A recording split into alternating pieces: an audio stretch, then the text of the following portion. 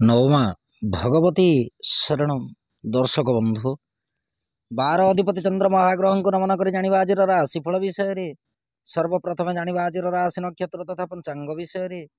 आज भाद्रव मास शुक्ल पक्ष इंग्राजी तारीख सेप्टेम्बर मास 16 तारीख 2024 मसीहा सोमवार आज त्रयोदशी तिथि कन्या संक्रांतिर प्रथम दिन विश्वकर्मा पूजा शिव उपवास बेढ़ा परिक्रमा धनेष्ठा नक्षत्र मकर चंद्र सुकर्मा जुग तैतिलकरण दिवा 3 घंटा 10 मिनिट पर गरकरण भोग हेब जोगिनी दक्षिण दिगरे दिवा 3 घंटा 10 मिनिट पर पश्चिम दिगरे रहिबे। आज मिथुन राशि घात 12 और सिंह राशि घात चंद्र राहु काल दिवा 7 घंटा 7 मिनिट रु दिवा 8 घंटा 38 मिनिट मध्य महेन्द्र बेला दिवा 8 घंटा 50 मिनिट रु दिवा 10 घंटा 28 मिनिट मध्य। आज ग्रह स्थिति बृहस्पति वृष राशि मंगल मिथुन राशि रवि बुध सिंह राशि शुक्र केतुयुक्त होइकी कन्या राशि शनि चंद्रयुक्त होइकी कुंभ राशि एवं राहु मीन राशि गोचर करेंगे। दर्शक बंधु राशिफल जानिबा आगु जानिबा आज दिव्य चिंतन विषय दिव्य चिंतन अच्छी जड़े दर्शिका प्रश्न दर्शिका जनक प्रश्न रखिंट जन्मजातक जदि तृतीय स्थान में शुक्र कि शनि अवस्थान करें जन्मजातक प्रति क्यों प्रकार प्रभाव रखि था। जन्मजातक तृतीय स्थान में जब शुक्र अवस्थान करें जन्मजातक बहु भ्राता युक्त होगा सहित संसार क्षेत्र में समस्त प्रकार सुख समृद्धि को उपभोग करें। शुक्र जदि पापदृष्ट व पापग्रह युक्त होइकी रही जन्मजातक विमाता गर्भजात होइकी बंची रहे। से ही प्रकार तृतीय स्थान में शनि रेष्टभंगी कारक होती तृतीय स्थान में शनि जदि अवस्थान करी भ्रातृभग्नी स्नेह प्रबल मात्रा रही थाए। शनि जदि राहुयुक्त होती कि राहु दृष्टि रही था जन्मजातक भ्रातृ विनाश होती। एवं आसतु जानिबा आज राशिफल विषय। राशिफलटी आपण चंद्र राशि पर आधारित आपण जन्मकोष्ठी में चंद्रमा जो राशि अवस्थान कर सी हूँ आपण चंद्र राशि व जन्म राशि। जदि आपण निजर जन्म राशि जानी ना ताहले प्रचलित नाम राशि अनुसार राशिफलटी देखिपारे। चंद्रमा आज मंगल नक्षत्र मकर राशि गोचर करेंगे प्रातः 5 घंटा 44 मिनिट पर कुंभ राशि गोचर करेंगे। फल मेष राशि ठार मीन राशि पर्यंत द्वादश राशि उपर चंद्रमा क्यों प्रकार प्रभाव रुक्त विषय वस्तु पर परिचित है। कालपुरुष चक्र प्रथम राशि मेष राशि व्यक्ति विशेष दिन चंद्रमा राशि ठार एकादश स्थान गोचर करेंगे। फल कार्य क्षेत्र और व्यवसाय सुख सम्मान प्राप्ति हो सरकारी बेसरकारी कर्म को लेकिन अत्यंत खुशी अनुभव करेंगे। दाम्पत्य और प्रेम संपर्क सुखद रहा सहित आर्थिक स्थिति सबल अटे। स्वास्थ्य शरीर अति उत्तम दिनटी प्रति मुहूर्त प्रति क्षण प्रति समय शुभफल प्राप्ति करेंगे।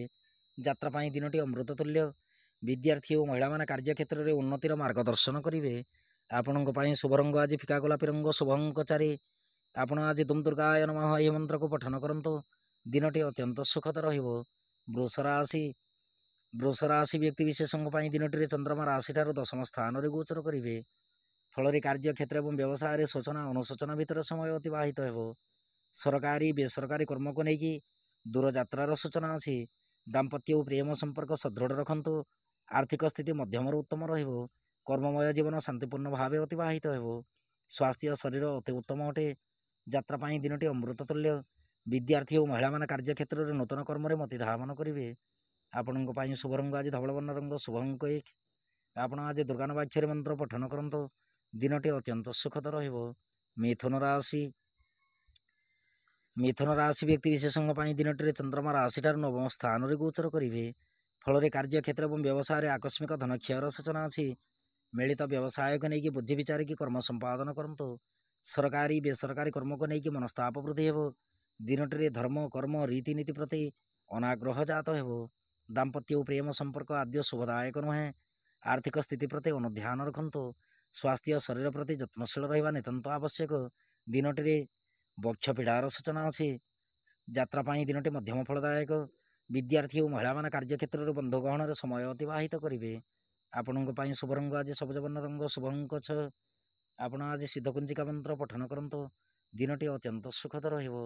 कर्कट राशि व्यक्ति विशेष दिनटी चंद्रमा राशि ठार अष्टम स्थान में गोचर करेंगे। फल कार्य क्षेत्र और व्यवसाय आनंद उत्सव समय अतिवाहित हो सरकारी बेसरकारी कर्म को लेकिन उन्नतिर मार्गदर्शन हो दाम्पत्य और प्रेम संपर्क अति उत्तम अटे। रास्ता घाट में जावासवा समय सतर्कता अवलंबन करेंगे। आर्थिक स्थिति दुर्बल रही पारे। स्वास्थ्य शरीर प्रति ध्यान रखु ଯାତ୍ରା ପାଇଁ ଦିନଟି ମଧ୍ୟମ ଫଳଦାୟକ। ବିଦ୍ୟାର୍ଥୀ ଓ ମହିଳାମାନେ କାର୍ଯ୍ୟକ୍ଷେତ୍ରରେ ଅନ୍ୟ ଉପରେ ନିର୍ଭରଶୀଳ ରହିବେ। ଆପଣଙ୍କ ପାଇଁ ଶୁଭ ରଙ୍ଗ ଆଜି ହଳଦୀ ବର୍ଣ୍ଣ ରଙ୍ଗ, ଶୁଭ ଅଙ୍କ 3। ଆପଣ ଆଜି ଶିବଶକ୍ତିଙ୍କ ଦର୍ଶନ କରନ୍ତୁ। ଦିନଟି ଅତ୍ୟନ୍ତ ସୁଖଦ ରହିବ। ସିଂହ ରାଶି। ସିଂହ ରାଶି ବ୍ୟକ୍ତି ବିଶେଷଙ୍କ ପାଇଁ ଦିନଟିରେ ଚନ୍ଦ୍ରମା ରାଶିଠାରୁ ସପ୍ତମ ସ୍ଥାନରେ ଗୋଚର କରିବେ। ଫଳରେ କାର୍ଯ୍ୟକ୍ଷେତ୍ର ଏବଂ ବ୍ୟବସାୟରେ ବୁଦ୍ଧି ବିଚାରିକି କର୍ମ ନିର୍ବାହ କରନ୍ତୁ। ଦିନଟିରେ ଘାତ ଚନ୍ଦ୍ରର ସୂଚନା ଅଛି। ସରକାରୀ ବେସରକାରୀ କର୍ମକୁ ନେଇକି ଉତ୍ତମ ଫଳ ପ୍ରାପ୍ତି କରିବେ। ଦାମ୍ପତ୍ୟ ଓ ପ୍ରେମ ସମ୍ପର୍କ ମଧ୍ୟମରୁ ଉତ୍ତମ ରହିବ। ସହଧର୍ମିଣୀଙ୍କ ପରାମର୍ଶ ଅନୁସାରେ ଗୃହ କାର୍ଯ୍ୟ ସମ୍ପାଦନ କରନ୍ତୁ। ଆର୍ଥିକ ସ୍ଥିତି ଦୁର୍ବଳ ରହିବା ସହିତ ସ୍ୱାସ୍ଥ୍ୟ ଶରୀର ମଧ୍ୟ ଦୁର୍ବଳ ରହିପାରେ। ଯାତ୍ରା ପାଇଁ ଦିନଟି ମଧ୍ୟମ ଫଳଦାୟକ। ବିଦ୍ୟାର୍ଥୀ ଓ ମହିଳାମାନେ କାର୍ଯ୍ୟକ୍ଷେତ୍ରରେ ନୂତନ କର୍ମରେ ମତି ଧାବନ କରିବେ। ଆପଣଙ୍କ ପାଇଁ ଶୁଭ ରଙ୍ଗ ଆଜି ଫିକା ଗୋଲାପୀ ରଙ୍ଗ, ଶୁଭ ଅଙ୍କ 8। ଆପଣ ଆଜି ପିତାମାତାଙ୍କ ଠାରୁ ଆଶୀର୍ବାଦ ଗ୍ରହଣ କରନ୍ତୁ। ଦିନଟି ଅତ୍ୟନ୍ତ ସୁଖଦ ରହିବ। କନ୍ୟା ରାଶି। କନ୍ୟା ରାଶି ବ୍ୟକ୍ତି ବିଶେଷଙ୍କ ପାଇଁ ଦିନଟିରେ ଚନ୍ଦ୍ରମା ରାଶିଠାରୁ ଷଷ୍ଠ ସ୍ଥାନରେ ଗୋଚର କରିବେ। ଫଳରେ କାର୍ଯ୍ୟକ୍ଷେତ୍ର ଏବଂ ବ୍ୟବସାୟରେ ନୂତନ ଉପାୟ ଚିନ୍ତା ମନ ଭିତରେ ପ୍ରବଳ ମାତ୍ରାରେ ଜାଗ୍ରତ ହେବ। ସରକାରୀ ବେସରକାରୀ କର୍ମକୁ ନେଇକି ଅତ୍ୟନ୍ତ ଖୁସି ଅନୁଭବ କରିବେ। ଦାମ୍ପତ୍ୟ ଓ ପ୍ରେମ ସମ୍ପର୍କ ସୁଖଦ ରହିବା ସହିତ ମାଙ୍ଗଳିକ ଏବଂ ଆନୁଷ୍ଠାନିକ କର୍ମରେ ଯୋଗଦାନ ରହିପାରେ। ଆର୍ଥିକ ସ୍ଥିତି ଅତି ଉତ୍ତମ ଅଟେ।